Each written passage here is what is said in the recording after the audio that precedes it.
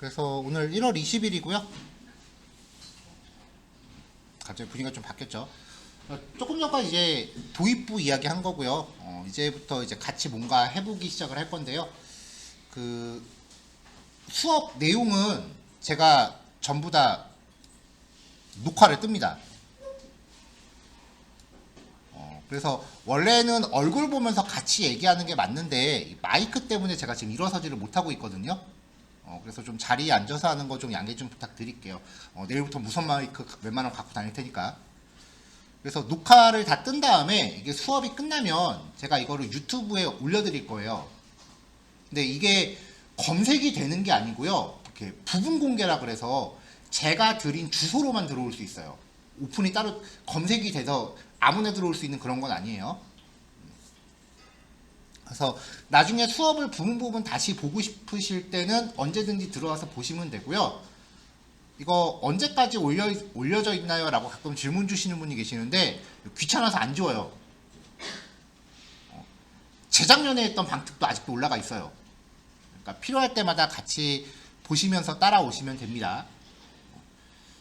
왜냐면 이게 중간중간에 개인 사정 때문에 수업 빠지는 경우에 이게 빠지는 게 누적되면 아예 수강 가는 거를 포기해버리시는 경우가 있더라고요.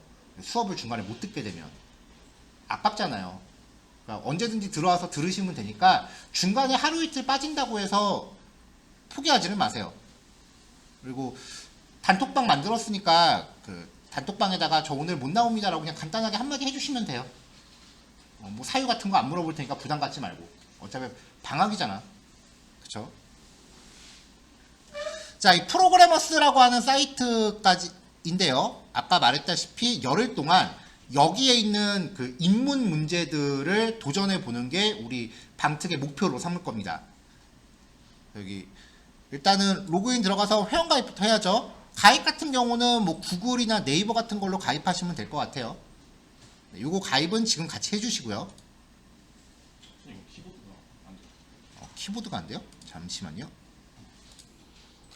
자, 다시 이어서 할게요. 여기 이제 로그인을 하시면 되고요.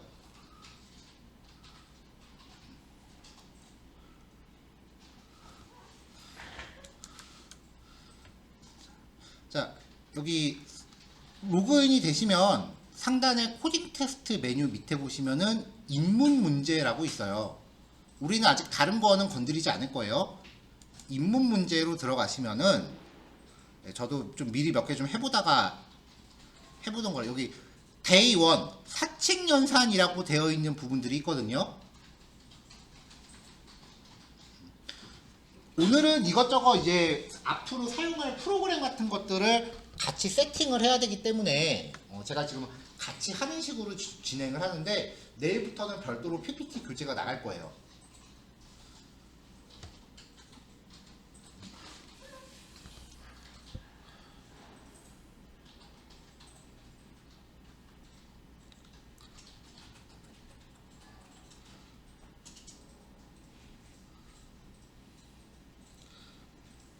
자, 입문 문제 들어오시고요.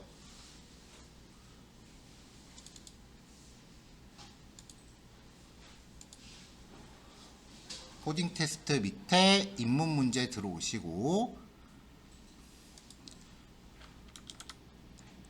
여기서 언어 부분을 파이썬 3로 체킹을 해주시면은 좀 더 보기 편하겠죠.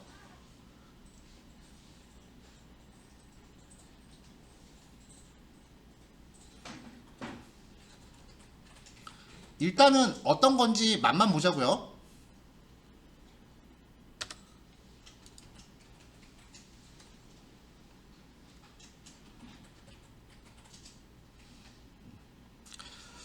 여기 왼쪽에 있는 목록에서 순서대로 접근하셔도 되고요. 아니면은 데이 1이라고 되어 있는 것에서 쪼르르륵 이렇게 순서대로 접근하셔도 되는데 일단은 데이 1의 첫 번째 두 수의 합 요 메뉴랑 요 메뉴가 같은 거거든요. 그러니까 왼쪽에 있는 이 문제 목록은 약간 주서 없이 나열되어 있는 거고 오른쪽에 있는 거는 이제 수준별로 이제 나눠져 있는 거고요. 일단 첫 번째를 클릭을 해보면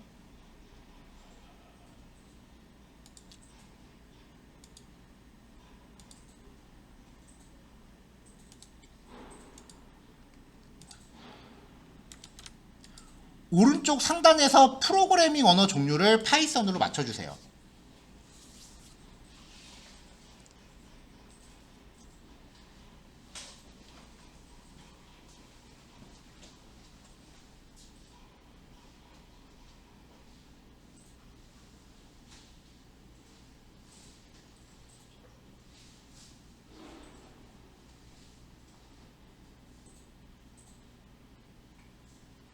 말풍선으로 뜨는 거는 닫으시면 돼요.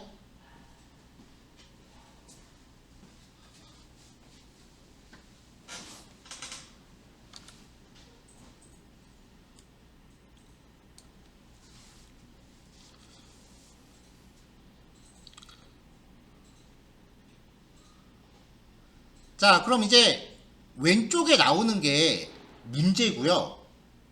오른쪽에 여러분들이 답안 코드를 작성해서 코드 실행이라고 되어 있는 거는 내가 작성한 게 맞는지 한번 결과를 미리 확인해 보는 기능이고요. 그 다음에 오른쪽 하단에 제출 후 채점하기라고 되어 있으니까 채점을 받는 거예요.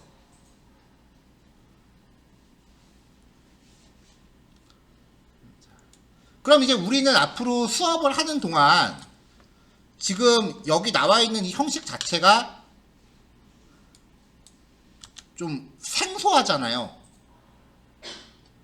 이거 자체가. 그래서 파이썬으로 이제 코딩이라는 걸 하는데 필요한 작성 규칙들을 매일매일 이제 알아보는 거죠. 그래서 그날 배운 규칙에 걸맞는 문제를 도전하는 겁니다. 일단 오늘 첫 번째 문제는 어떤 건지 맛은 봐야 되니까요. num1하고 num2라고 하는, 이게 쉽게 말하면은 이런 얘기예요.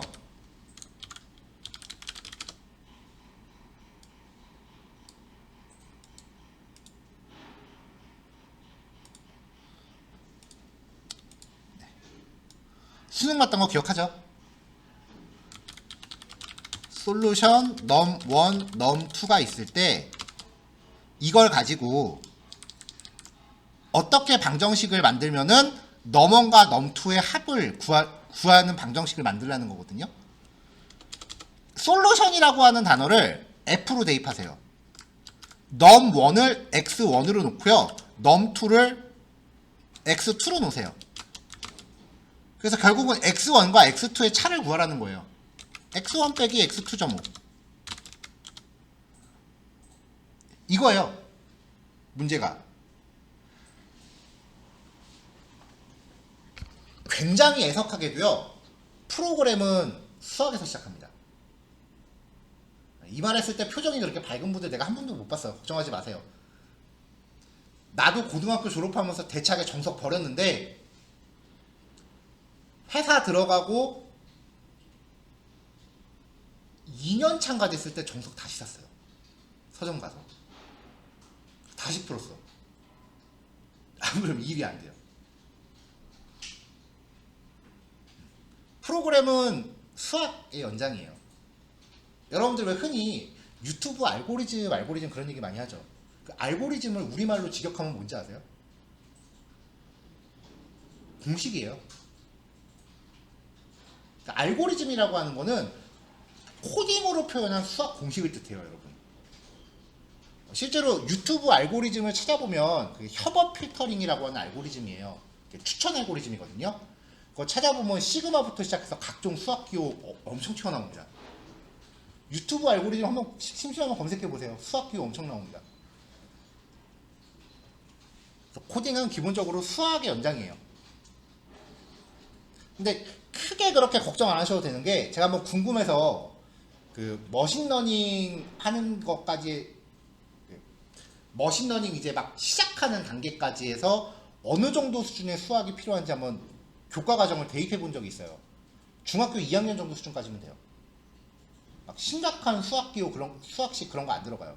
물론 머신러닝을 진짜 깊게 찐으로 들어가면 그때부터 선형대 수학이 튀어나오긴 하는데 아직 거기까지 생각하지 말자고. 그러니까 여기서 아무리 내가 수학 얘기를 많이 한다고 해도 중학교 2학년 이상의 그 수학이 나오진 않을 거예요. 그러니까 너무 부담 갖지 마세요. 자, 그럼 이제 이걸 가지고 지금 x1과 x2의 차를 구하면 된다라고 했잖아요. 근데 x1이 넘 1이었고 x2가 넘 2였어요. 그럼 여기다가 한번 놓고 생각을 해보죠. 넘 1과 넘 2의 차를 구해서 이 엔서라고 하는 답안에다가 대입을 해주는 거예요. 오늘은 그냥 의식의 흐름대로 오세요. 왜냐면 아직 파이썬 작성 규칙을 제가 하나도 얘기 안 했어요. 그냥 의식의 흐름대로 따라오세요. 자, 그럼 여기서 num1 빼기 num2라고 입력을 하고요. 밑에 있는 코드 실행 버튼을 누르면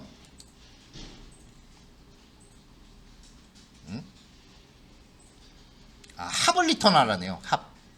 문제를 잘못 읽었네요. 자, 합을 구하라고 했는데 제가 지금 차를 구했죠? 그러면은 얘가 이렇게 테스트용으로 값을 대입을 해봐요. num1에 2를 대입하고 num2에 3을 대입했을 때 기대값이 5가 나와야 되는데 저는 실행 결과값이 마이너스 1이 나왔대요. 이렇게 해서 이제 지금 채점 결과가 나온 거죠. 이거를 다시 잘 답안을 고쳐서 코드 실행하면은 네, 성공했다라고 뜨죠. 자, 이렇게 해서 성공을 하게 되면은 제출 후 채점하기 버튼을 누르면 이렇게 답안 결과를 확인할 수 있고요. 다른 사람은 어떻게 풀었는지 다른 사람 풀이도 확인해 볼 수 있어요. 근데 뭐 이 문제야 뭐 뻔하지 뭐 풀이가.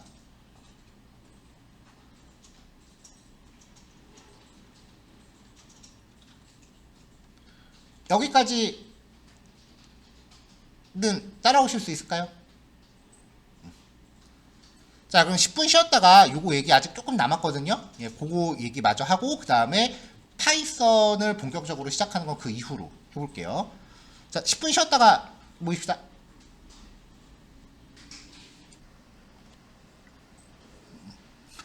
자, 이 프로그래머스라는 사이트가 이제 어떤 사이트인지 한번 확인을 했고요. 이제 앞으로 우리가 같이 공부하는 기간 동안 이제 두 번째로 사용해야 될 사이트가요. GitHub이라고 하는 사이트입니다.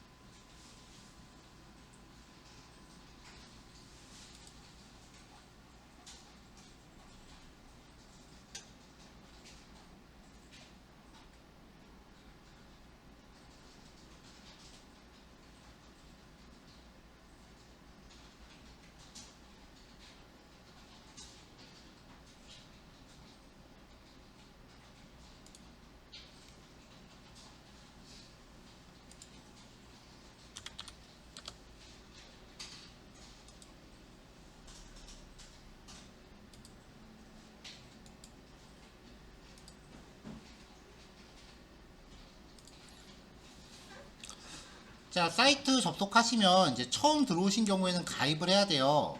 이 사이트가 뭐 하는 사이트냐면은 원래는 이제 실제로 소프트웨어 개발을 할 때 팀 단위 작업을 할 때 서로 이제 파일을 공유하는 목적으로 사용을 하는 사이트예요. 이걸 되게 있어 보이는 말로 소프트웨어 형상 관리라고 하는데 뭐 벌써부터 이걸 그렇게 깊게 배울 필요는 없고요.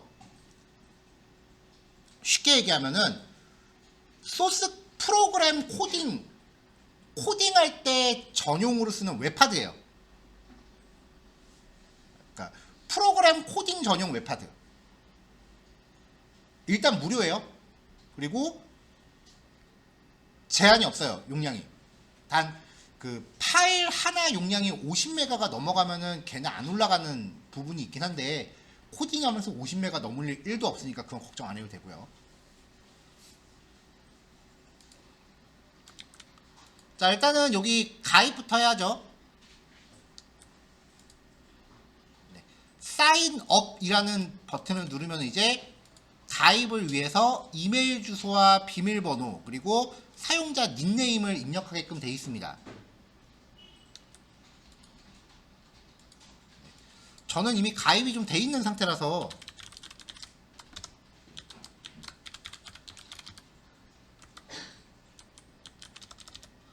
다른 이메일로 한번 들어가 볼게요.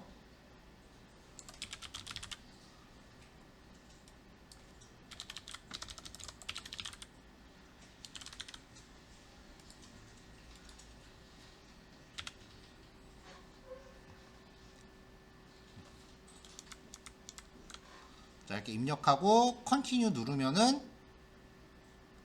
이제 뭐 사람이라는 걸 알게 해주세요. 뭐 시각 퍼즐 해서 요거 조금 진행하면 이제 가입이 될 겁니다.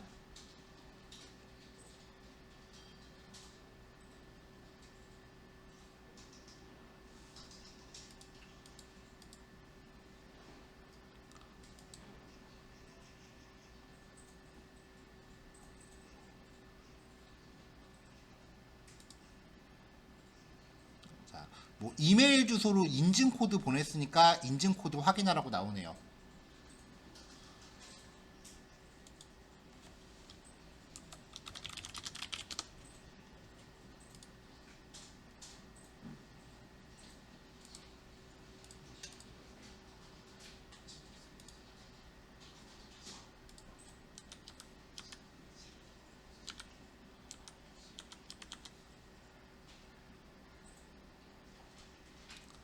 자, 뭐 이렇게 해서 이제 가입이 된 것 같아요.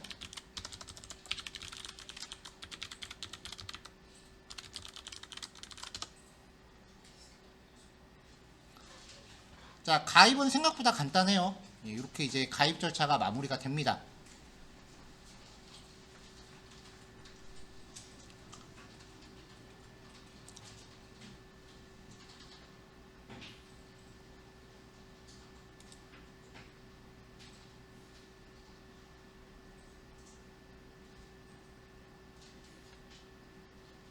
자, 뭐 이 사이트를 지금 뭐 되게 딥하게 쓸 건 아니에요. 그러니까 뭐 크게 걱정할 거 없고요. 자, 아직 가입 안 되신 분 계실까요? 다 가입되셨죠? 자, 그럼 이제 이 GitHub이라는 곳에 앞으로 우리가 푼 문제들, 그 아까 그 프로그래머스 사이트에 문제 되게 많았잖아요. 거기서 내가 풀었던 문제만 찾아보려면은 좀 정신 없거든요. 그래서 내가 풀었던 문제들만 여기에 자동 저장되게끔 연결을 할 거예요. 그럼 일단 여기에 내가 풀었던 문제가 저장되게끔 일단은 폴더를 하나 만들어야 돼요.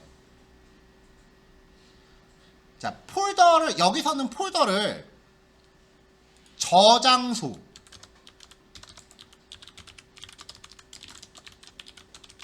레퍼시토리라고 부르는데요. 뭐 줄여서 그냥 레포라고 하기도 합니다.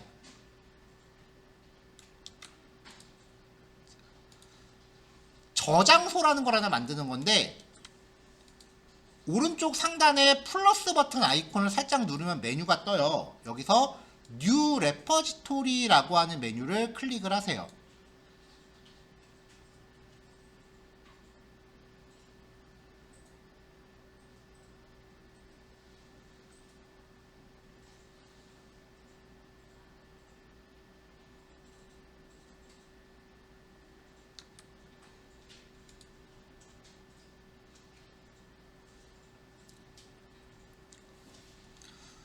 자, 그럼 여기에 Create a New Repository라고 하는 페이지가 뜨는데 레파지토리 네임, 폴더 이름을 적어주는 거예요. 한글은 안 돼요.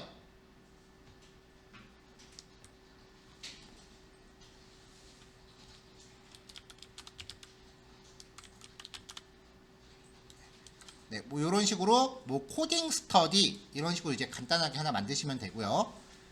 이름은 여러분들이 각자 정하시면 됩니다.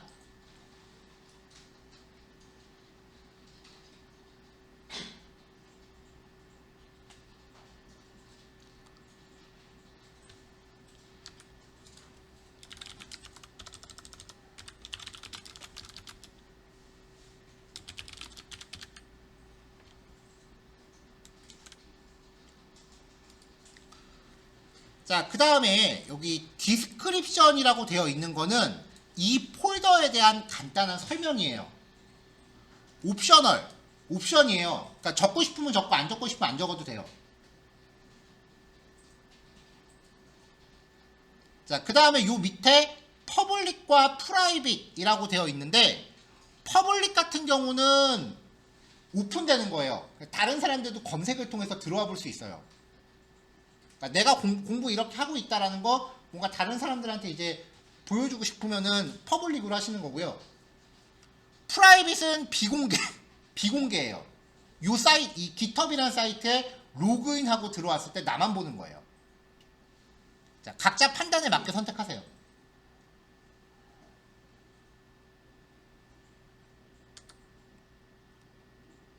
네. 뭐 나머지는 크게 신경 안 쓰셔도 되고요. 이렇게까지 한 다음에 Create Repository라고 하는 버튼을 누르시면 됩니다.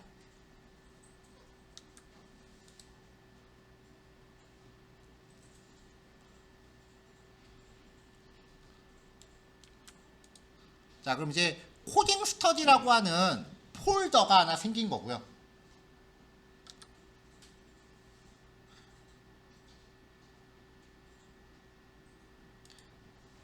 나중에 GitHub에 로그인하고 들어오면은 여기 왼쪽 메뉴에 내 폴더 목록이 보입니다. 이게 지금 GitHub 사이트 로그인했을 때 메인 화면이거든요. 로그인하고 들어오면 여기 왼쪽에 내 폴더가 보이니까 여기서 접근하시면 돼요. 자, 여기까지 혹시 중간에 놓친 분 계실까요?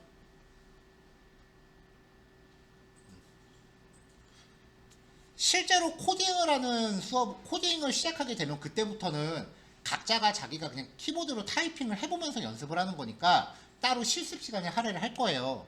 근데 이거는 지금 하는 거는 이제 세팅을 하는 과정이기 때문에 다 같이 진행해야 돼서 좀 이렇게 좀 천천히 같이 따라하는 식으로 하고 있어요. 그리고 지금 녹화가 되고 있으니까 집에 가서 요거 녹화 영상 보면서 다시 한번 또 그대로 따라해 보세요.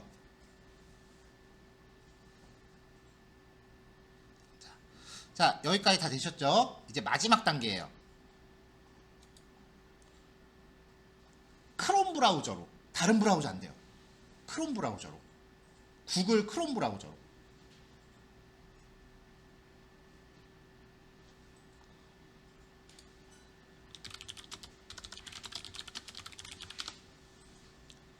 크롬 브라우저가 다른 웹 브라우저랑 다른 점이 뭐냐면은 크롬 웹스토어라고 하는 곳을 통해서 브라우저에 확장팩을 깔 수 있게끔 해줘요.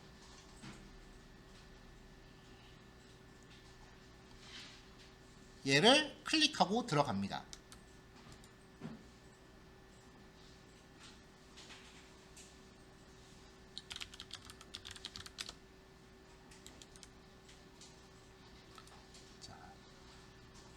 검색어에서 백준허브라고 검색을 하시면 백준허브라고 하는 항목이 나와요.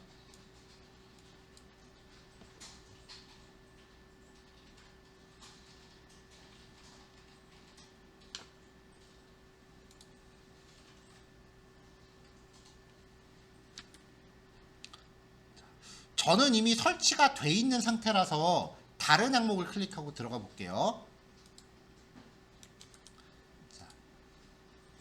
백준허브라는 항목을 선택하고 들어오면은 이렇게 크롬에 추가라는 버튼이 뜰 거예요. 이걸 누르시면은 브라우저에 설치가 됩니다.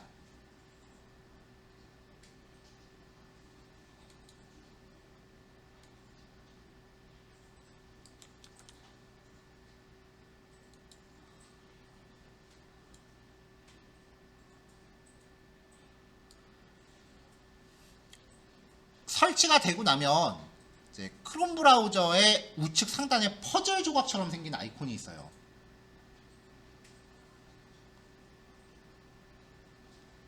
여기에 이제 설치된 확장 팩들이 쫙 목록이 나오는 거거든요. 여기서 백준 허브라고 되어 있는 항목을 찾아서 요 오른쪽에 있는 요 앞점 같은 아이콘을 클릭해서 파란색으로 맞추면은 브라우저 상단 목록 상단 바에 등록이 돼요. 파란색으로 켜주면은 상단 바에 등록이 돼요.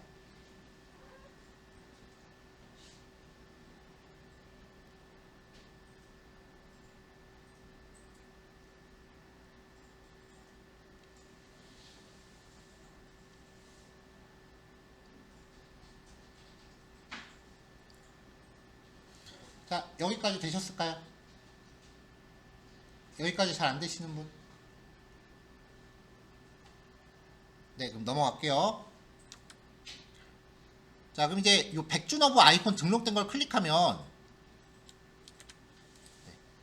GitHub 로그인하기 버튼이 있어요. 얘를 누르세요.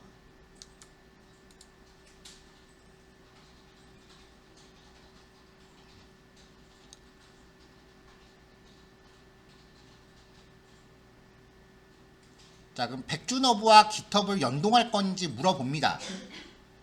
그러면 여기 초록색 버튼 눌러서 인증하기 버튼 눌러주시고요.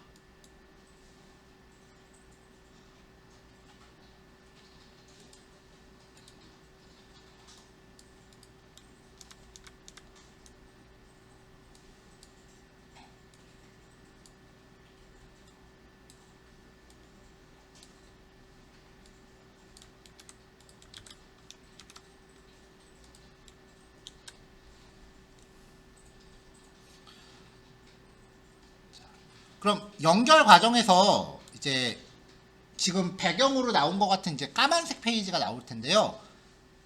드롭다운은 링크언, 기존에 있는 저장소 연결. 드롭다운은 맨 마지막 항목. 그 다음에 그 옆에 네모 칸에다가 아까 GitHub에 생성한 이 저장소 이름을 기입을 해주세요. 그리고 Get Started 버튼을 누르시면 돼요.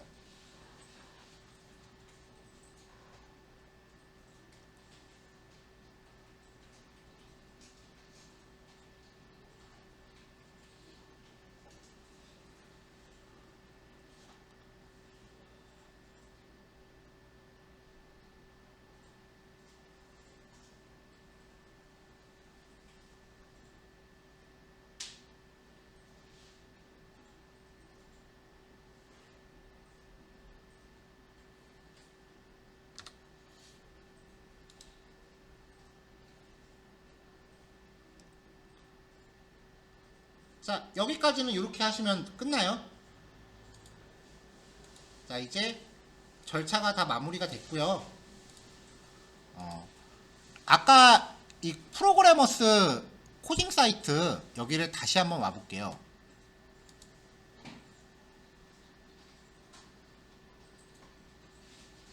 자, 아까 두 수의 합이라고 하는 문제였죠.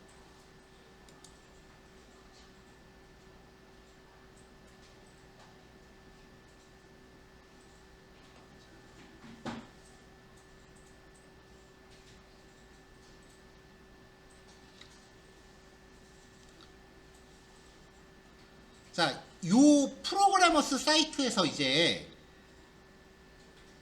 제출 버튼을 다시 한번 눌러보겠습니다.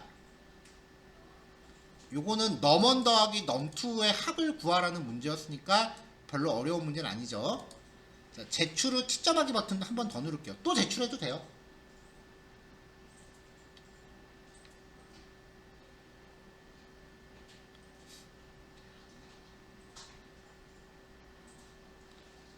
자, 로딩 빙글빙글 돌아가는 것까지 확인하셔야 돼요. 자, 정답이래요. 한 문제만 더 해봅시다. 자, 여기서 다시 돌아갈 때는 요거 클릭하시면 다시 돌아갑니다. 타이틀바 메뉴에 있는 코딩 테스트 입문 요거 클릭하면 다시 목록으로 돌아가요.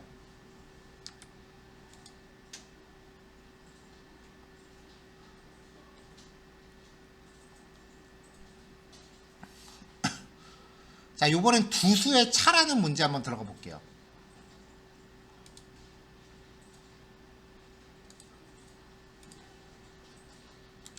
자, 오른쪽 상단 언어 파이썬 3로 다시 맞춰 주시고요.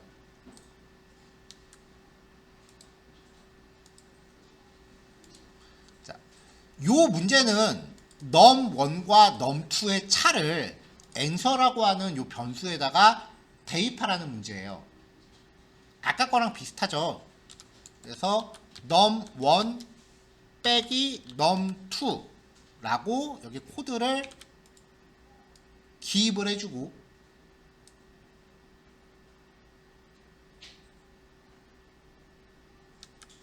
실행 버튼을 눌러봤을 때 성공인지 실패인지 확인하고요.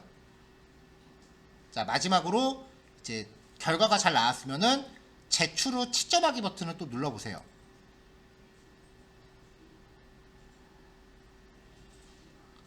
자, 그럼 정답입니다 라고 뜨고 얘가 뱅글뱅글 돌아가고 있죠.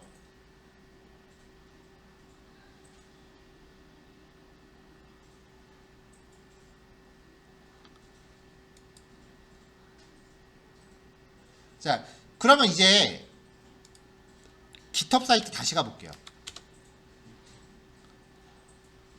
아까 이런 웹하드 폴더를 하나 만들어 놨잖아요. 여기를 클릭하고 들어가 보면 이제 아까랑 다를 거예요.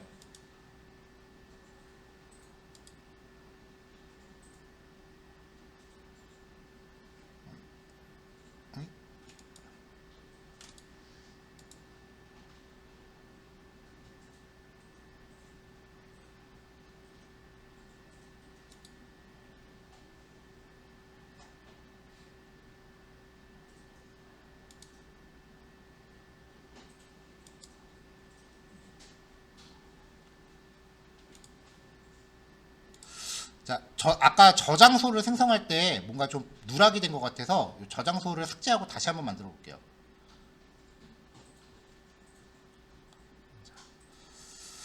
기존 저장소를 삭제하는 방법은 세팅스 버튼, 폴더에 들어온 상태에서 이 세팅스라는 버튼을 타고 들어가면 되고요.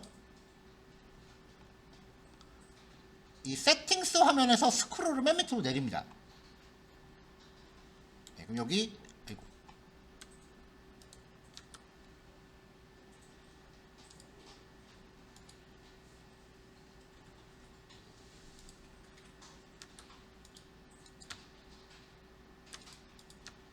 화면이 좀 이상하네요.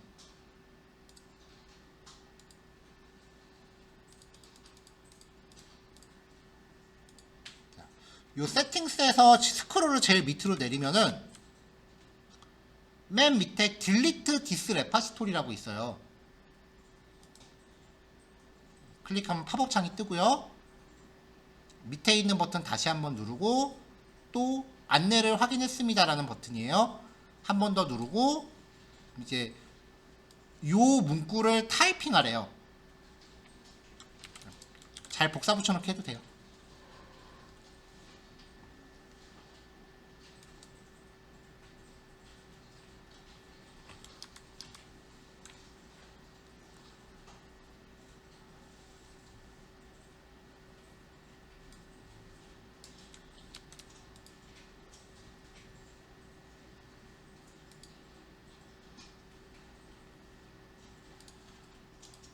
자, 찾았어요. 아까 저장소 만들 때 일단 이름은 아까 했었던 거랑 이름 똑같이 입력해 주세요. 이름은 아까 했었던 입력이랑 똑같이 해주세요. 왜냐면 이미 그 프로그래머스랑 연결을 아까 그 이름으로 했으니까 아까 삭제했던 거랑 이름 동일하게 맞춰주시고요. 네, 저는 코딩 스터디라고 기입을 했고요. 설명은 각자 적으시면 되고 뭐 딴 사람한테 보여줄 건지 나 혼자 볼 건지는 각자 선택에 따라서 자유껏 선택하시면 됩니다. 근데 차이가 아까 요 add a readme 파일이라는 거 체크를 안 했거든요. 얘를 체크를 해줘야 되네요. 보니까. 네. 요거 체크하는 것만 확인하시면은 완료하시면 돼요. 그래서 크리에이트 레파지토리 버튼 누르시면 되고요.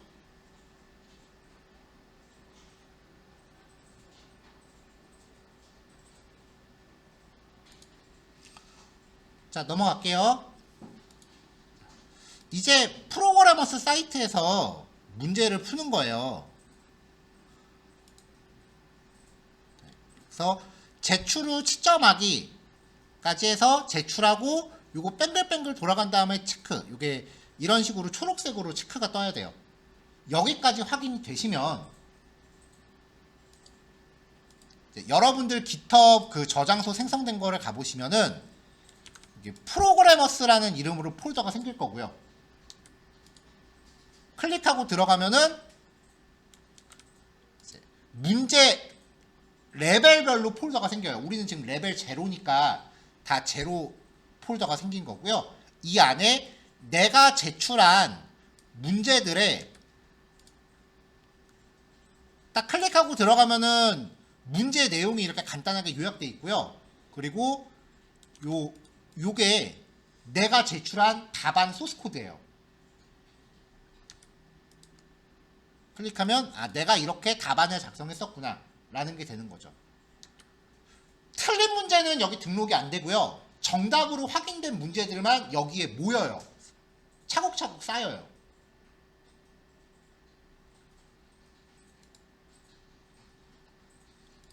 그러니까 일종의 정답 노트가 되는 거죠.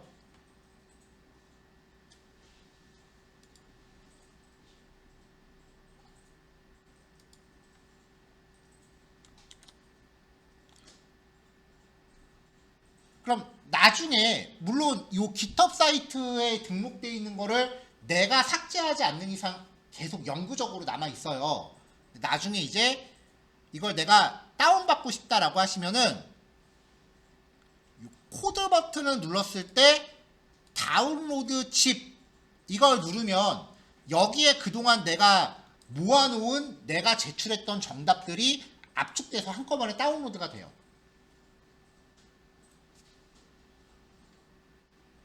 그럼 이제 우리가 방특 기간 동안 여기서 같이 공부했었던 내용들의 일종의 전리품이 되는 거죠.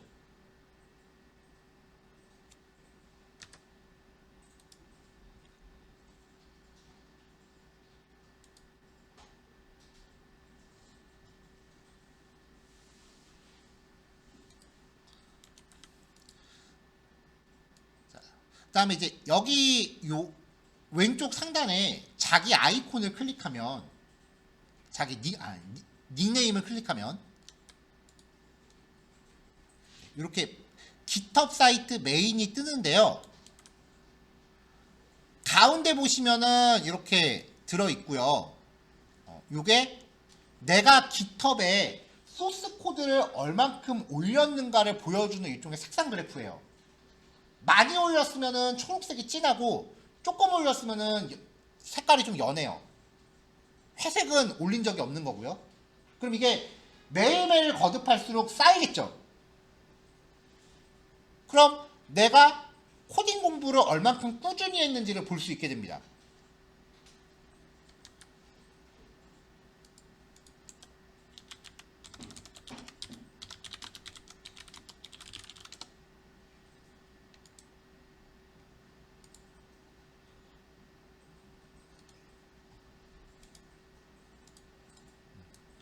그래서 여기에 이제 코드가 나날이 쌓이면 이런 식으로 자기가 꾸준히 공부를 얼만큼 했는지가 지표가 되는 거예요. 이거를 그 코딩 취준생들 사이에선 잔디 키운다라고 표현을 해요.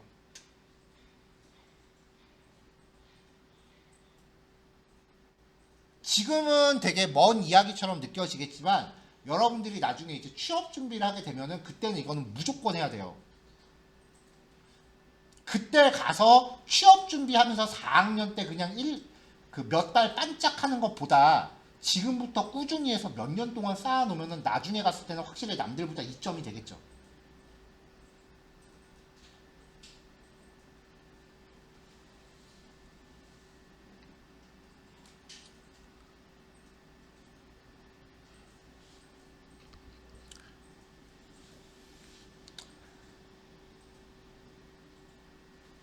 그러니까 이제 결국은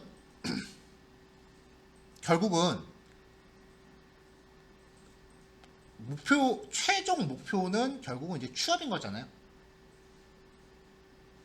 혹시라도 이 중에 나는 공부를 더 많이 열심히 해서 공부를 계속해서 대학원까지 진학해서 석사, 박사, 유학까지 갔다 온 후에 뭐 이 세상에 뭔가 연구 실적을 이바지하겠다 라는 분이 계시면은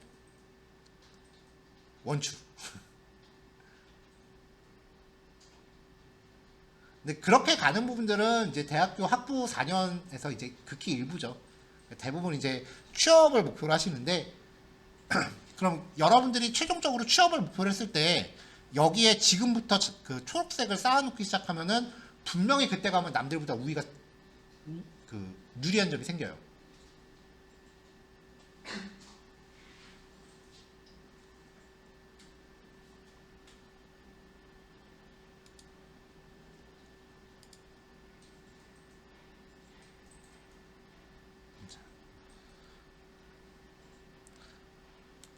자, 여기 GitHub 사이트 폴더 안에 보시면은 코드 버튼 밑에 3 커밋라고 되어 있거든요.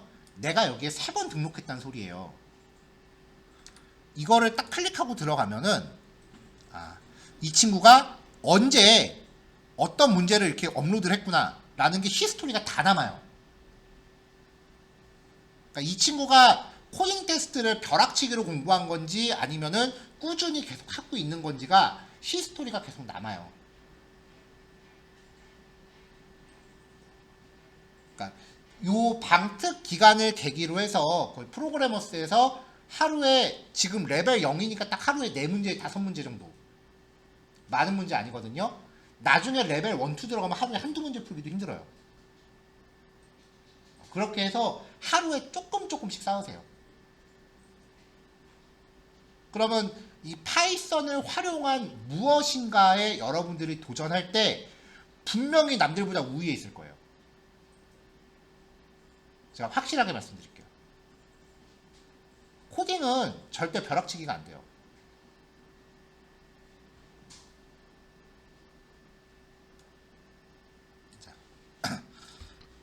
자, 제가 아까 처음 시작할 때 코딩은 이제 수학의 연장이라고 했잖아요. 한번 테스트 해볼까요? 네, 여기 앞에 분. 7 곱하기 8. 자, 다른 분들도 7 곱하기 8 한번 떠올려 보세요.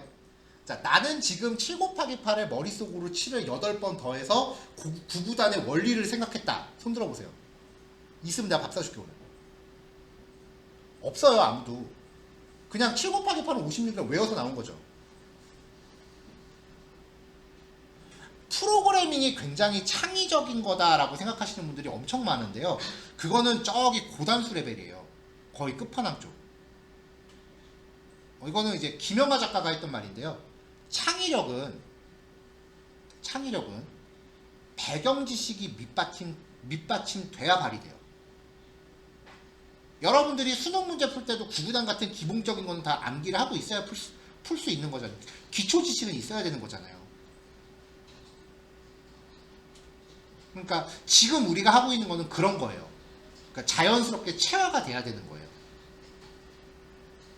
프로그래밍 언어라고 해요. 프로그래밍도 언어예요. 사람하고 쓰는 대화가 아니라 이제 컴퓨터하고 쓰는 대화라는 게 이제 차이점이 있지만 프로그래밍 언어이기 때문에 배우는 체계가 문법이라는 주제를 배워요. 보통 초반에. 영어처럼 주어 서술어 목적어 뭐 그런 건 아니지만 얘도 체계적인 작성 문법이 있어요. 그 문법을 내가 매번 찾아보면서 할 거냐 아니면 자연스럽게 체화를 시킨 다음에 이제 응용 문제로 넘어갈 거냐 그 차이거든요.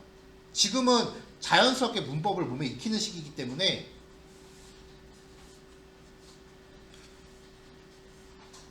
벼락치기로 갑자기 하면은 분명히 나중에 걸립니다. 뭔가에. 꾸준히 조금 언어 공부해봐서 알 거 아니에요. 꾸준히 조금씩 하는 게 벼락치기보다 훨씬 나중에 가면 장기적으로 봤을 때 유리하죠. 내가 그 언어를 자연스럽게 쓰는 데 있어서. 그러니까 마지막 결론.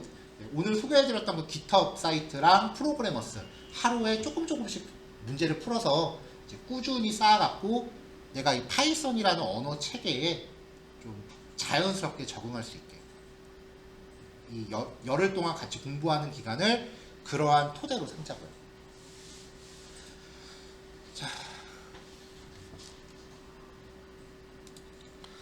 자, 뭐 지금까지 하고 있는 얘기 녹화는 다 하고 있고요. 그 다음에 녹화 영상은 오늘 수업 끝나면 단톡방 상단에 공지로 제가 그 재생 목록 주소를 띄울 거예요. 그리고 학원에서도 별도로 뭐 이거는 줌 수업도 가능한가 봐요. 그래서 줌도 지금 녹화가 같이 되고 있는 상황인데 차이점이 줌은 이거 제가 제어를 어떻게 못해요. 그래서 강의 시작하면 강의 끝날 때까지 계속 이어지거든요. 그러니까 중간에 쉬는 시간 같은 것도 녹화가 다 들어가요. 근데 뭐 제가 하는 녹화는 중간중간에 쉬는 시간이나 쓸데없는 부분은 제가 이렇게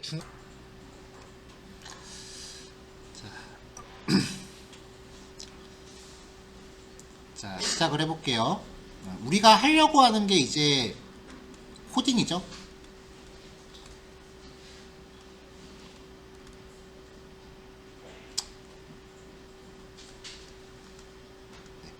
코드 플러스 ing로 만든 용어예요.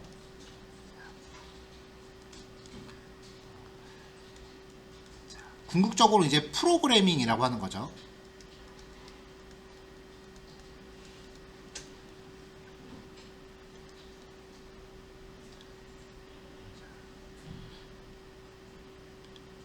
컴퓨터가 있어요.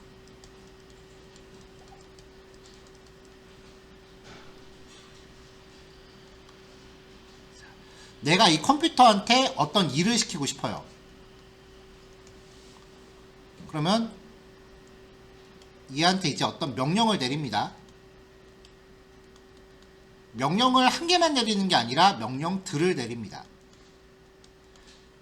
예를 들면은 어떤 게임이 있으면 캐릭터를 이쪽으로 움직여라, 그 다음에 공격해라, 이런 식으로 명령어 여러 개를 제시를 해요. 이런 명령어들을 모아 놓은 게 프로그램이에요.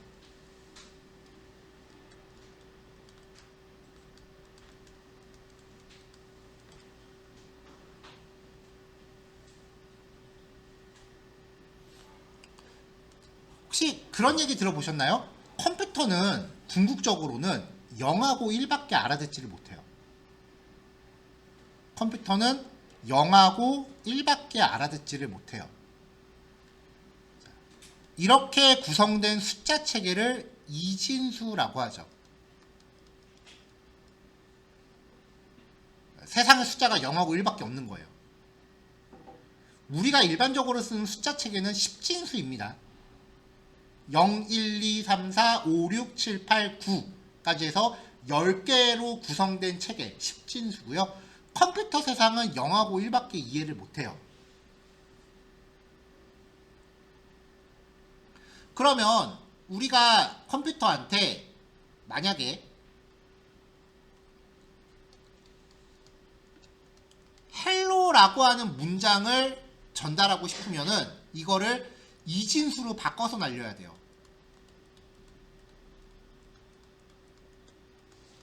뭐 이런 식으로요. 이게 실제로 맞는지 안 맞는지 모르겠어요, 저도. 가능할까?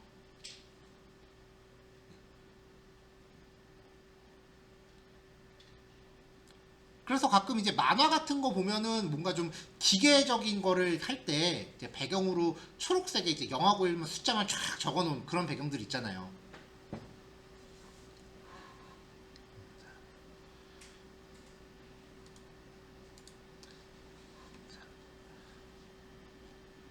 초창기 프로그래밍 언어 1세대 프로그래밍 언어는요, 진짜로 코딩을 이진수로만 했어요. 저도 본 적이 없어서 모르겠어요.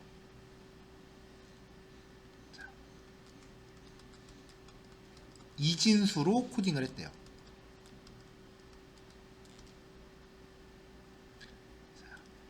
이진수는 말이 좀 없어 보이니까 얘를 바이너리라고 부릅니다.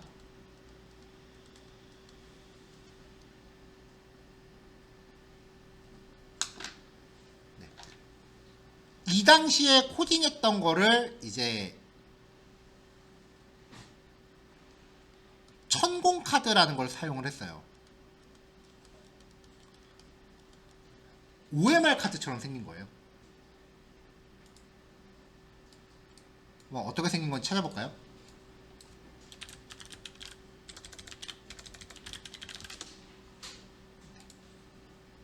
이렇게 생긴 거예요.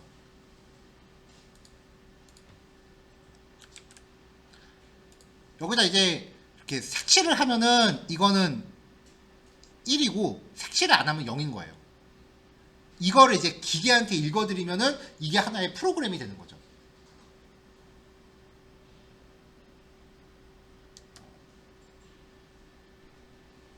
사람이 하기가 쉽지 않겠죠. 그래서 그 다음에 2세대 언어로 발전을 하는데요. 이때 언어를 어셈블리라고 합니다.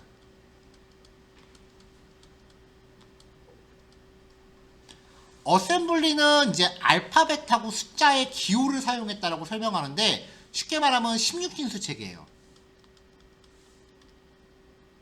숫자가 0, 1, 2, 3, 4, 5, 6, 7, 8, 9 A, B, C, D, E, F 다음이 10이야.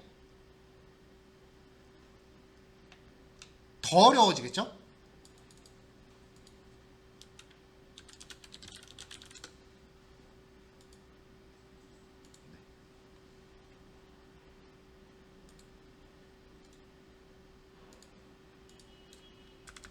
그래서 프로그램 코드를 이런 식으로 짰대요. 저도 이거 해본 적 없어요. 근데 아직까지도 하는지는 제가 모르겠는데 몇 년 전에 미국은 고등학생들이 이거를 배운다라는 얘기를 얼핏 들은 적이 있어요. 유학했던 학생한테. 훨씬 더 원론적으로 컴퓨터에 접근을 하는 거지. 근데 내가 봐서는 이거 자기 학대야. 굳이 안 해도 돼.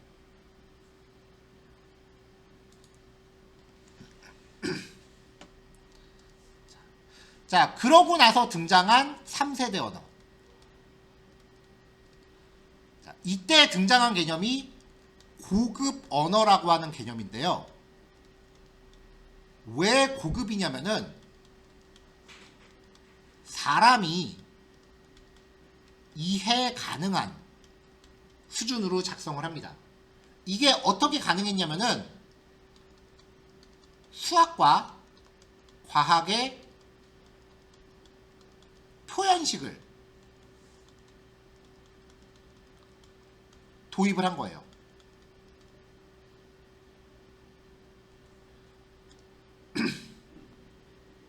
이 3세대 언어의 가장 대표적인 프로그래밍 언어가 C 언어라고 하는 거고요. 1세대하고 2세대는 1세대하고 2세대는 솔직히 좀 에바지. 그럼 이제 최초의 프로그래밍 언어, 사람이 좀 다룰 만한 언어를 이제 C 언어부터 보는 시각이 많아요. 그만큼 좀 원시적이기 때문에 배우기가 좀 어려워요. 하지만 기본에 가장 충실해요.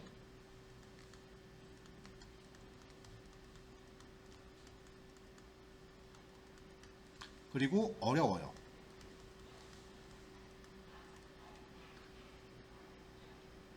그래서 전공생 같은 경우는 특히 대학교들 처음에 들어갈 때 C 언어부터 시작하는 경우가 거의 대부분이에요.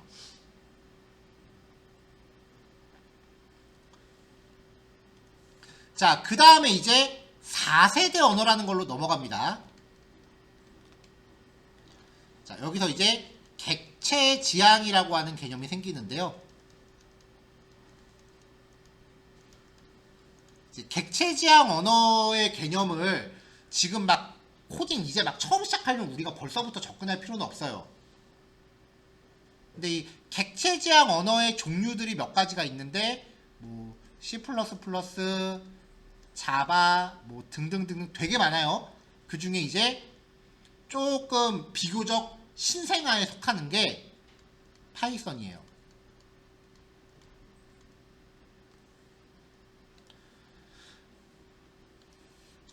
파이썬은 어려운 개념은 안에 숨겨놨어요.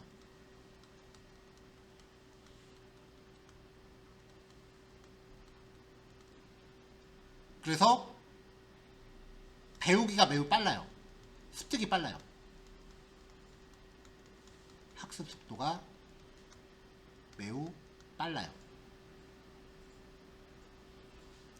그래서 이제 프로그램을 지금 막 처음 시작하시는 분들한테 주로 뭐 대학 같은 데도 아직 지금 막 그 달걀이 먼저냐 닭이 먼저냐를 막 얘기하는 것처럼 논란이 있어요.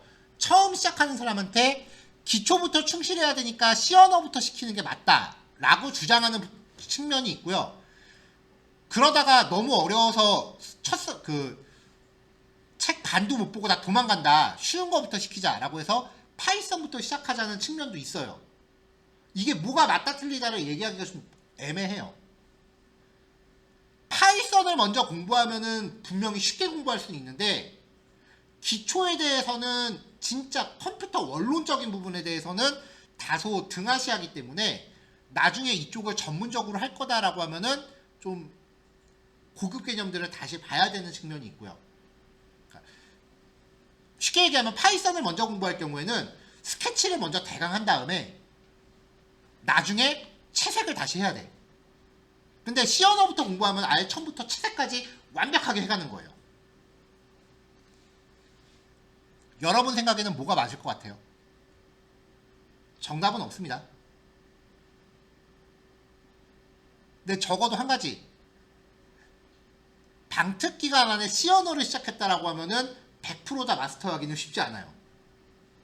근데 이 열흘 안에 파이썬을 시작했다라고 하면은 적어도 여러분들이 대학교 4년 동안 쓰는데 지장 없을 정도로 습득하는 거는 얼추 가능해요.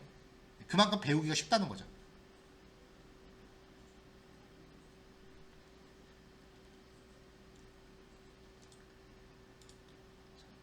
자, 그럼 아까 했던 얘기로 다시 돌아가 볼게요.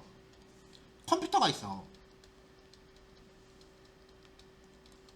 컴퓨터는 결과적으로 011, 01, 00, 11 뭐 이런 이진수만 알아들을 수 있어요. 근데 사람은 적어도 우리가 파이썬을 쓴다고 하면 아까 잠깐 해봤죠?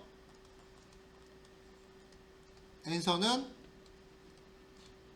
num1 플러스 num2.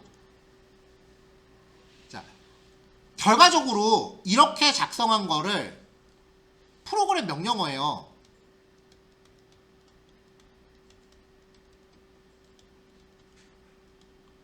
이거를 소스 코드라고 해요.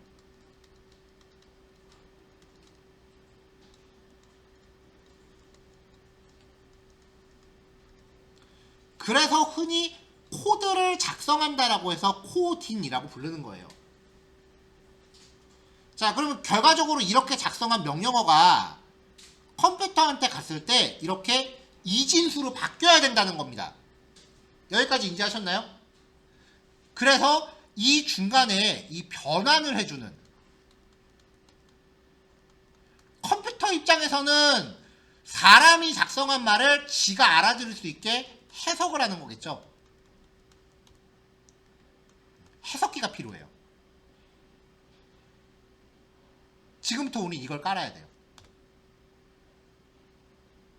이 해석기는 프로그래밍 언어 종류마다 달라요.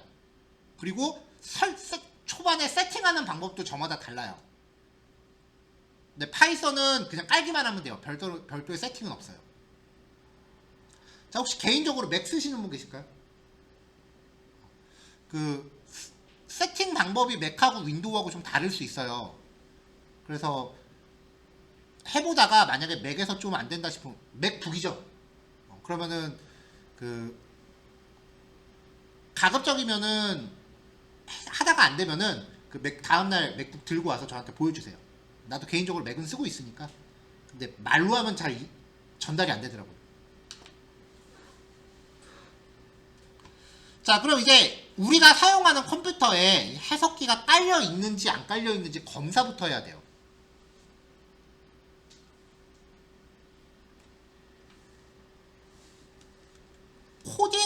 하려면 먼저 컴퓨터 명령어를 잘 알아야 돼요.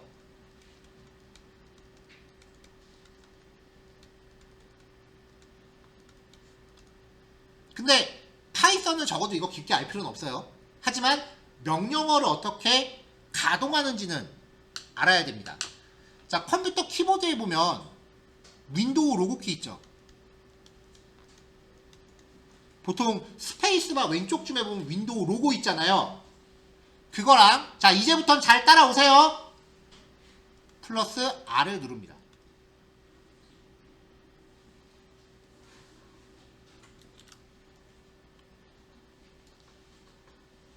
자, 그러면 화면 왼쪽 하단에 실행이라는 창이 뜰 거예요. 여기다가 CMD라고 입력하고 엔터를 치세요.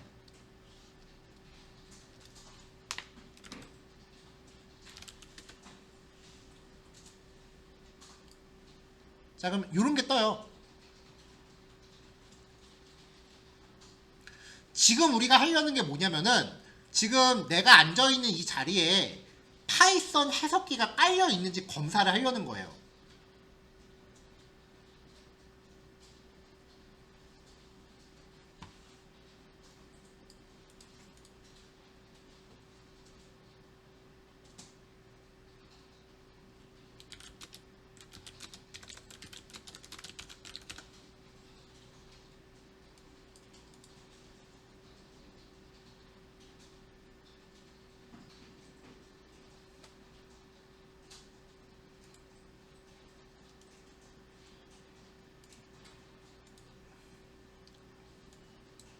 자, 여기다가 이제 뭐라고 입력하냐면은 파이썬 빼기 2개 한 칸 띄고 빼기 2개 버전.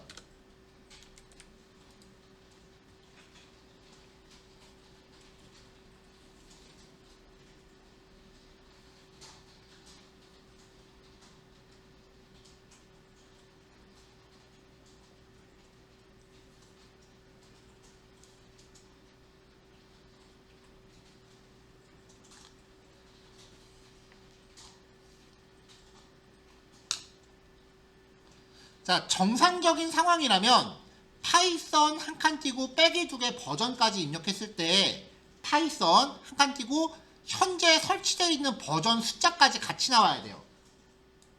뭐 파이썬 3.11 뭐 멋있게 얘기하면서 이렇게 숫자까지 같이 나와야 돼요. 근데 지금 저처럼 이렇게 파이썬이라고 단어만 딸랑 나오거나 이게 1번 케이스 아니면은 파이썬은 뭐 실행할 수 없는 명령어입니다 라고 뭔가 거부하는 메시지가 나오는 경우는 지금 이 컴퓨터에 파이썬 해석기가 없는 거예요. 그럼 깔아야 돼요. 혹시 여러분들이 집에서 쓰는 컴퓨터도 본인들도 알게 모르게 깔아놨을 수도 있어요.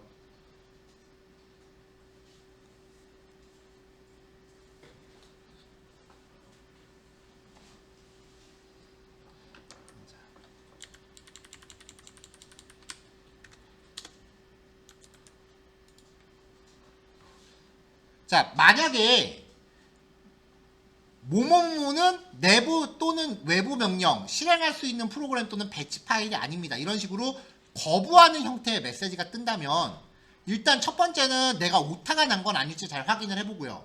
오타 안 났는데 싶으면 파이썬이 안 깔려 있는 거예요.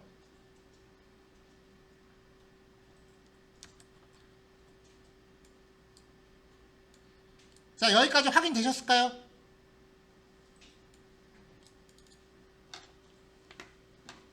자, 맥에서는 이제 커맨드 버튼이랑 플러스 스페이스 바를 같이 누르면 이렇게 검색창이 떠요. 여기다가 터미널이라고 입력하면은 조금 전에 우리가 했었던 것처럼 명령어 입력하는 환경이 나옵니다.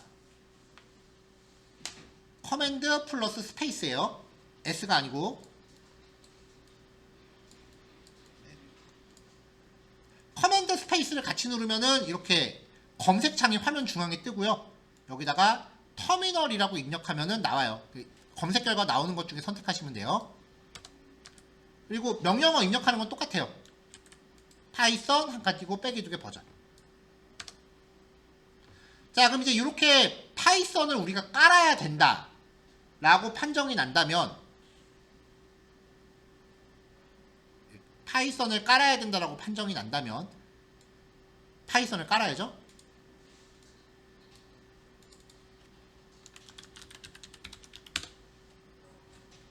자, 사이트 주소가요 python.org입니다. 자, 지금 하고 있는 거는 이따가 녹화 영상 보고 집에 가서도 똑같이 해놓으셔야 돼요.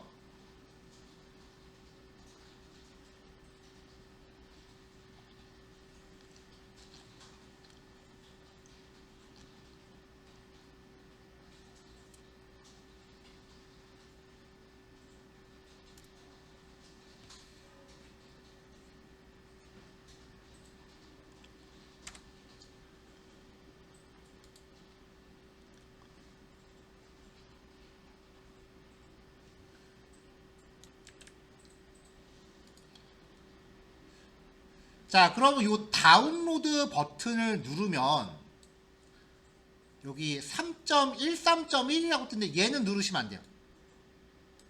이거 누르면 안 돼. 이거 받으면 안 돼.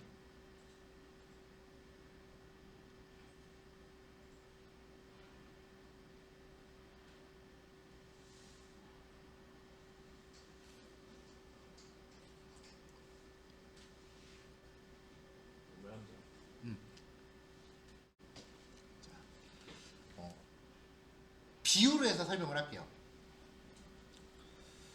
그 스마트폰이 새로 나왔어. 스마트폰이 새로 나왔으면은 아이폰이 새로 나왔다고 치자고요. 그러면 폰 케이스는 동시에 출시하나요? 아니죠. 일단 아이폰이 먼저 출시가 돼야 이 모양을 따서 폰 케이스가 나올 거 아니에요. 그러니까 폰 케이스는 한 발짝 느릴 수밖에 없다고요. 그쵸? 우리가 파이썬을 쓰는 이유는 파이썬 자체를 하기 위함이 아니에요. 파이썬을 활용한 다른 기술 때문에 하는 거예요. 대표적인 게 머신러닝, 아니면은 뭐 디장고라고 하는 웹 프로그래밍이라던가 뭐 이런 것들이에요. 파이썬 자체가 아이폰이고요. 머신러닝이 폰 케이스라고 생각하시면 돼요. 그러니까 파이썬 버전이 튀어나오면 머신러닝을 돌리기 위한 각종 기능들이 얘한테 맞춰서 버전업을 해줘야 되는데 이게 시간이 좀 걸려요. 그래서 뭐 머신러닝이든 웹 프로그래밍이든 좀 더 멀리 내다봤을 때 파이썬을 활용한 뭔가 기술을 내가 다루는 게 목표다라고 했을 때는 대부분의 경우 최신 버전보다 하나 낮은 거 깔아야 돼요. 그래야 호환이 돼요. 너무 최신 버전 까는 거는 아이폰 나오자마자 그냥 바로 그냥 매장 앞에서 줄 서 있다 질러버린 거야. 케이스 나오지도 않았는데. 그 상태에서 폰 떨어뜨렸다고 생각해봐요. 얼마나 눈물 찔끔 나겠어. 그러니까 보통의 대부분 프로그램은 다 그래요. 최신 버전 무조건 따라가는 게 좋은 게 아니고요. 어느 정도 검증된 거를 쓰기 위해서 최신 버전보다는 낮은 걸 택해야 돼요. 항상.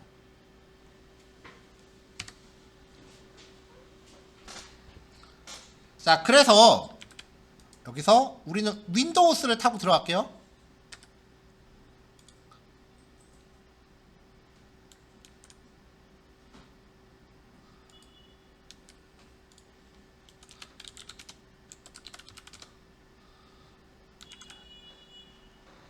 자, 여기 보면은 라스티스 파이썬 3 릴리즈 최신 버전은 3.13.1이지만 스테이블 릴리즈 안정적인 버전은 3.12.8이라고 나와 있잖아요.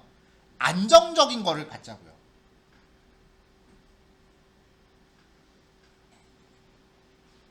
자, 여기 요 3.12.8 밑에 보면은 쭉 이렇게 다운로드 종류가 있는데요. 여기서 윈도우스 인스톨러 64비트 요거 택해서 받으시면 됩니다.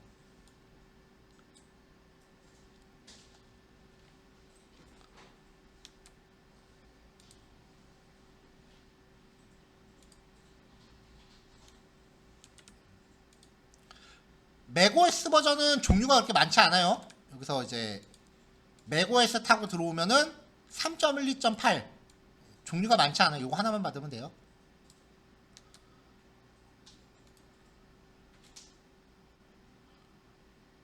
자, 그럼 이제 다운로드 받은 파일을 아직 잘 보고 진행하세요. 다운로드 받은 파일을 실행을 하면은 이게 첫 화면인데, 자, 이거 클릭하고 싶게 생겼죠. 이거 바로 클릭하면 안 돼. 이걸 바로 클릭하면은 이후 진행되는 환경 설정을 내가 직접 해줘야 돼요. 지우고 다시 가는 게 빨라. 그거 세팅 일일이 하고 있느니 지우고 다시 가는 게 빨라요. 그래서 첫 화면에서 밑에 요거 add python.exe to pass 반드시 얘를 체크하고 인스톨 나우를 누르세요. 이후 과정은 그냥 넥스트만 하시면 됩니다.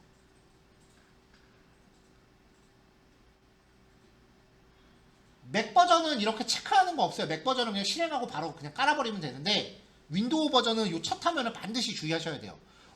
저 이거 깜빡하고 체크 안 하고 깔았는데요. 그럼 지우고 다시 까세요. 그게 더 빨라요. 세팅 일일이 하는 것보다.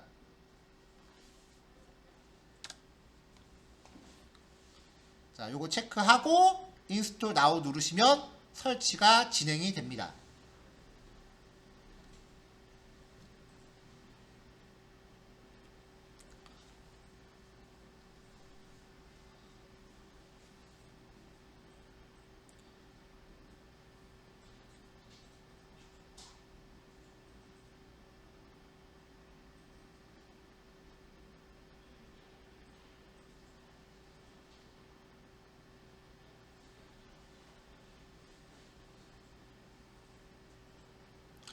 자, 셋업 어즈 석세스풀이라고 띄우면 이제 끝난 거예요. 자, 그럼 요 명령어 켰던 거 cmd라고 했던 거 얘 꺼야 돼요. 껐다 켜야 돼요.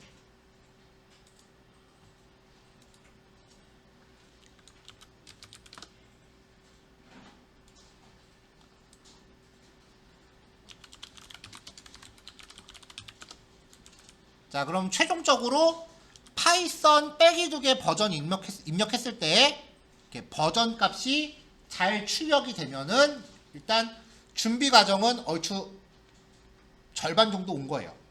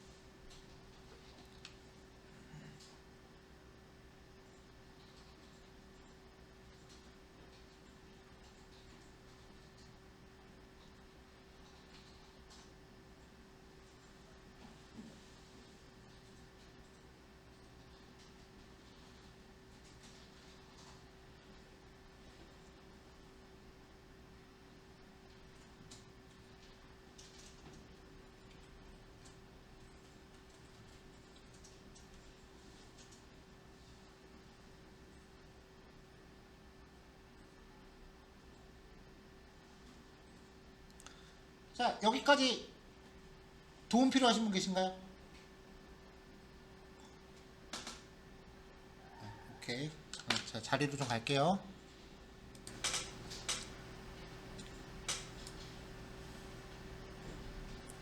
자, 지금 거는 굳이 안 따라 하셔도 되는 거예요. 진짜 FM대로 해보면은 이 명령어 입력하는 창에다가 파이썬이라고 입력하고 엔터를 치는 거예요.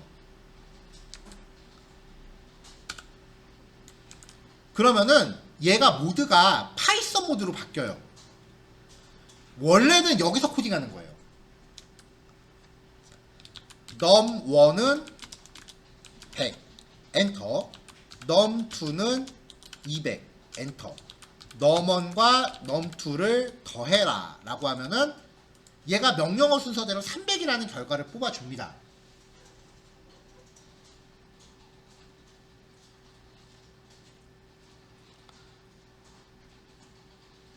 근데 우리가 알고 있던 코딩에 대한 이미지랑은 전혀 달라요. 까만 건 종이고 하얀 건 글씨고, 그리고 얘는 무엇보다 입력 삑살이 나면 처음부터 다시 해야 돼.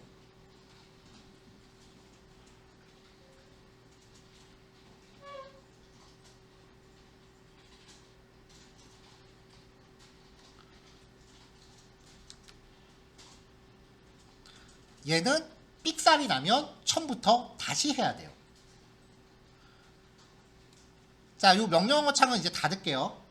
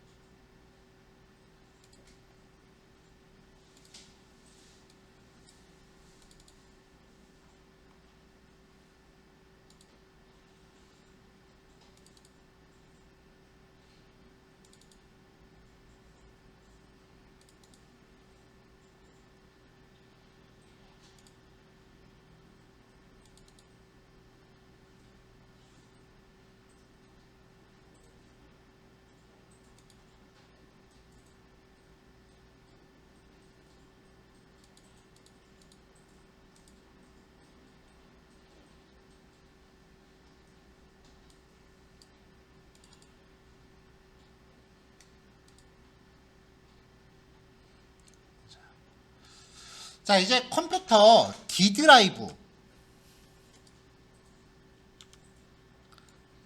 컴퓨터 들어가면 이제 C 드라이브가 있고 D 드라이브가 있을 텐데, D 드라이브, 왜냐면 C 드라이브는 그 컴퓨터 쓰다가 우리가 이 강의실 컴퓨터를 24시간 다 쓰는 게 아니잖아요. 우리 다음에 오후에 수업 듣는 사람도 있을 거고요. 그래서 컴퓨터가 막 운영되다가 컴퓨터에 문제가 생기면 C 드라이브를 그냥 밀어버려요. 그러니까 파일을 바탕화면이나 C 드라이브 같은 데다 보관하면은 다음날 왔을 때 그 파일이 없을 수도 있어. 그러니까 안전하게 보관하려면 D 드라이브에다가 여기다가 이거 내 폴더입니다 라는 티를 팍팍 내면서 개인 폴더 하나 만드세요.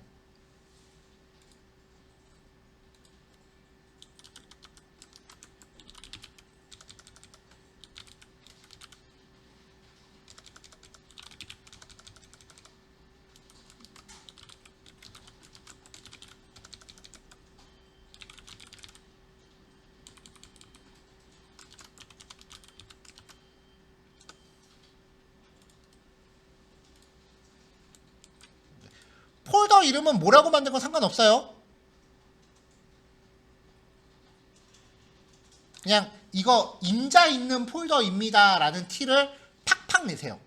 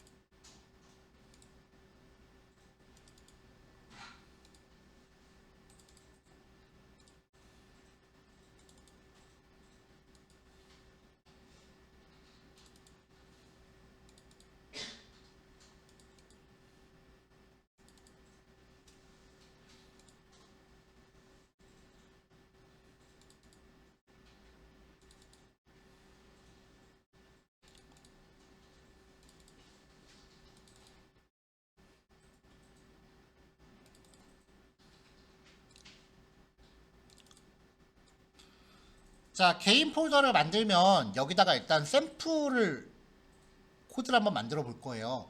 아까 했던 것처럼 그 명령어 창에서 그냥 입력하는 거는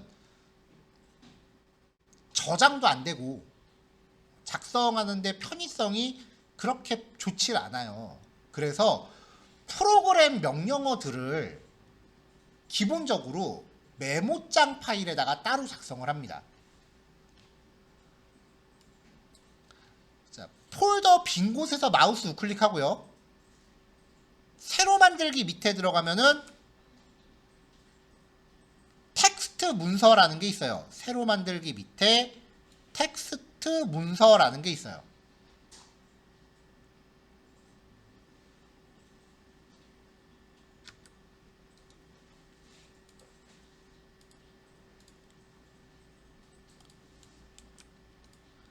자, 그럼 이제 새 텍스트 문서라고 뜨는데요.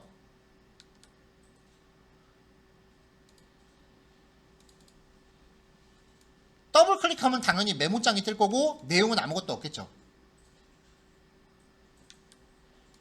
여기다가 아까 작성했었던 파이썬 명령어를 다시 기입해 보는 거예요. num1은 100, num2는 200. 자, 출력해라. num1과 num2의 합을.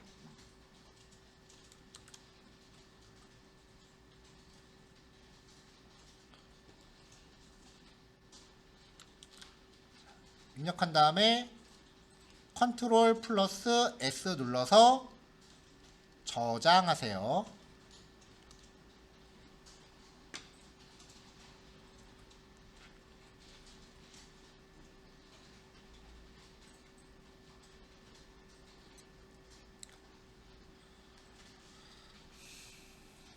자, 메모장으로 하는 거는 이제 내일부터는 안 할 거니까 오늘 하루 경험만 하는 겁니다.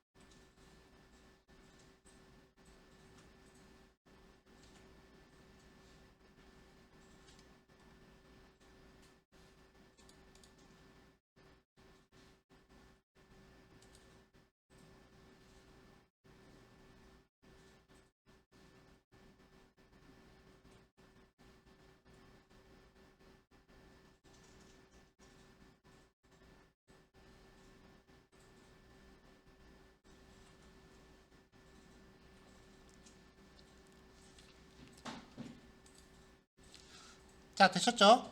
네, 요거까지 하고 마무리 합시다. 자, 그럼 얘를 이제 이렇게 프로그램 코드 명령어를 작성해 놓은 이 메모장 파일을 소스 코드라고 해요. 근데 얘를 실행을 해야 되는데 이거는 더블 클릭해봐야 그냥 메모장 파일이잖아요.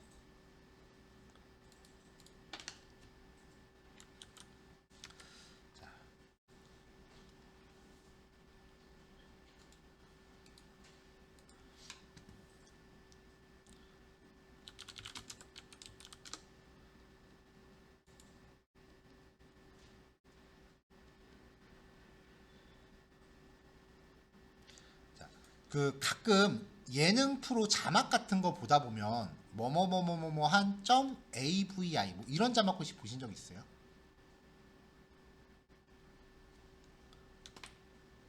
자막 중에 이런 게 있거든요, 가끔.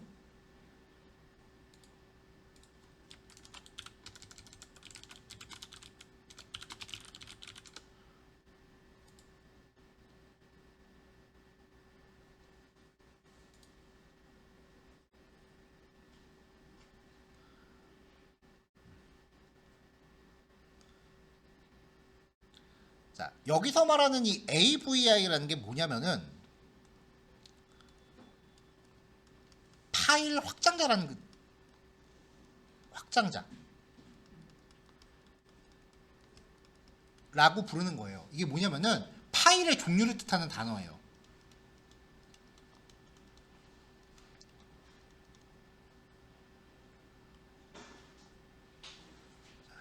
가령 예를 들어서 우리가 작성한 메모장 파일,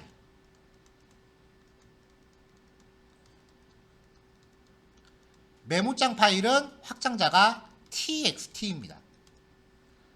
보통 예능 자막 같은데 많이 나오는 동영상 파일, 동영상 파일은 확장자가 AVI 내지는 MP4 내지는 뭐 MKT 뭐 이렇게 확장자가 몇 가지가 있고요. 압축 파일, zip, 7z, RAR 등등등 있고요. MS 워드는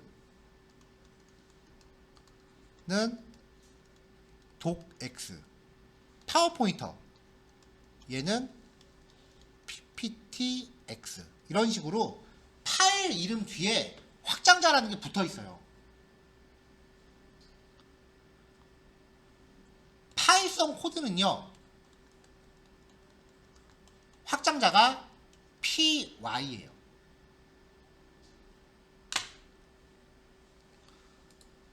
근데 지금 우리가 만든 이 파일 보면은 새 텍스트 문서하고서 뒤에 뭐 그런 게 안 보이잖아요.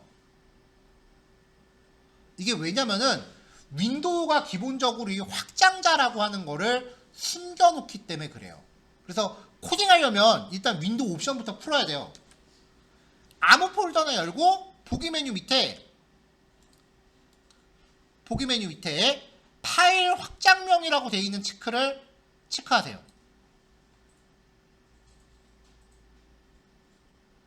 자, 요걸 체크하셔야 됩니다.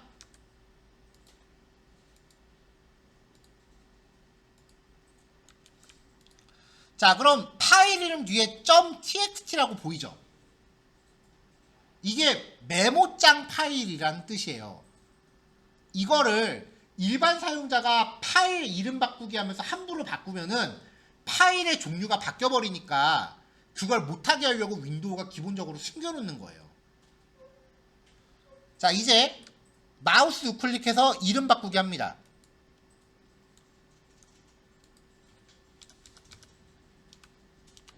그래서 뒷부분에 있는 확장자를 py로 고쳐주고요. 이름은 적당히 영어로 넣으세요. 펄스트라고 할까요?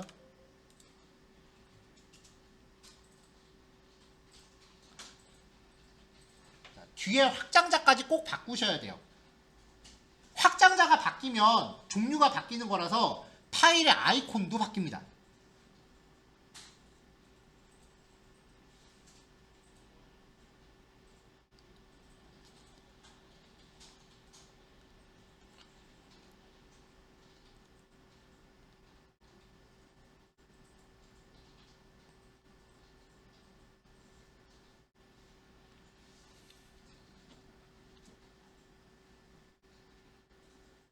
여기까지 됐나요?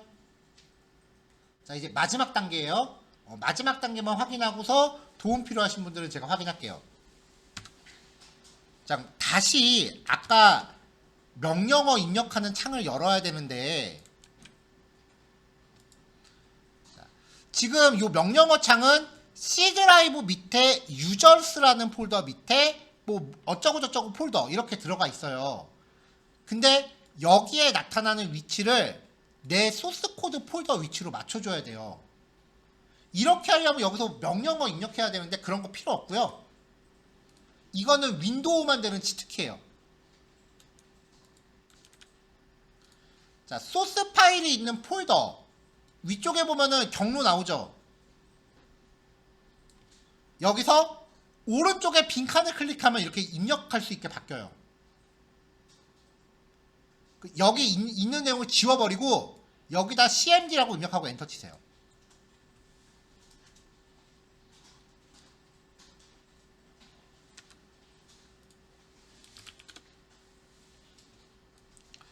그러면 이 명령어를 입력하는 프로그램의 위치가 내 소스 파일이 있는 폴더로 맞춰질 겁니다. 자, 이제 마지막 단계. 파이썬 한 칸 띄고 파일 이름 엔터. 아까 나 오타 났나 보네. 네, 저는 아까 오타가 났네요. 넘1 더하기 넘2인데 그냥 넘 더하기 넘2라고 잘못 적었네요.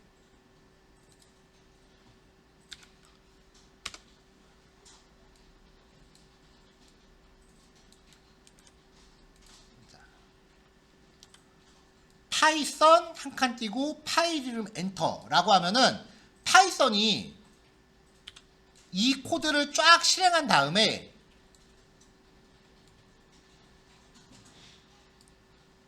결과값, 출력하라고 지정한 결과값만 보여줘요. 이 과정이 아까 말했던 그 해석 과정이에요. 자, 만약에 중간에 뭔가 잘못 적은 거, 오타가 있었다면 이런 식으로 어디가 잘못됐습니다라고 알려줍니다.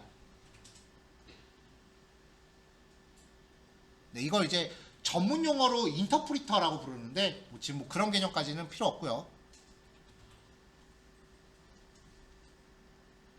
자, 여기까지 잘 안 되시는 분? 오케이. 제가 지금 자리로 갈게요.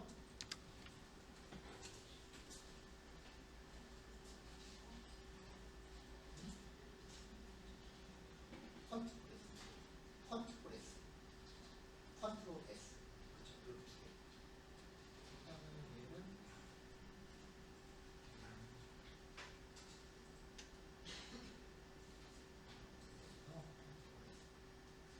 지금 저장을 안 하고 이거부터 바꿨나봐요. 다른 파일이 들어갔어요.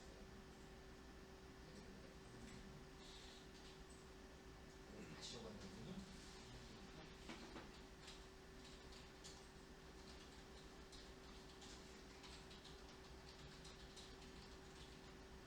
컨트롤 누른 상태에서 S 누르면 저장.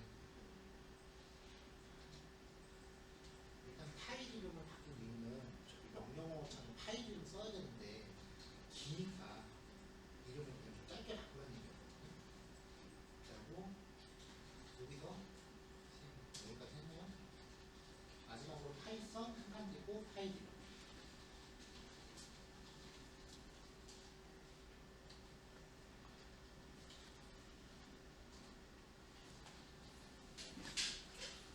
자,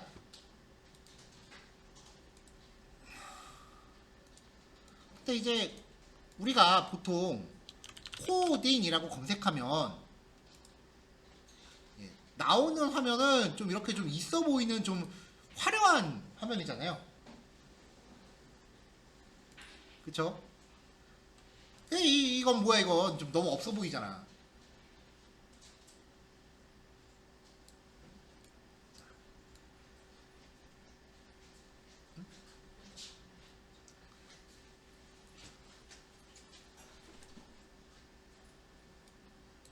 원래 정석은 이렇게 기본적으로 메모장에서 이제 하는 게 정석이에요.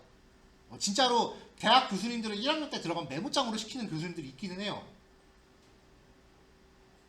근데 이렇게 하면 뭐 오타 같은 거 나도 뭐가 잘못됐는지를 몰라요.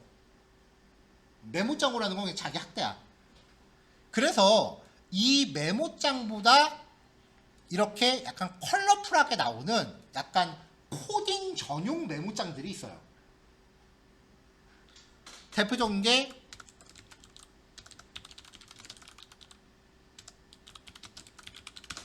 비주얼 스튜디오 코드라고 부르는 프로그램이에요.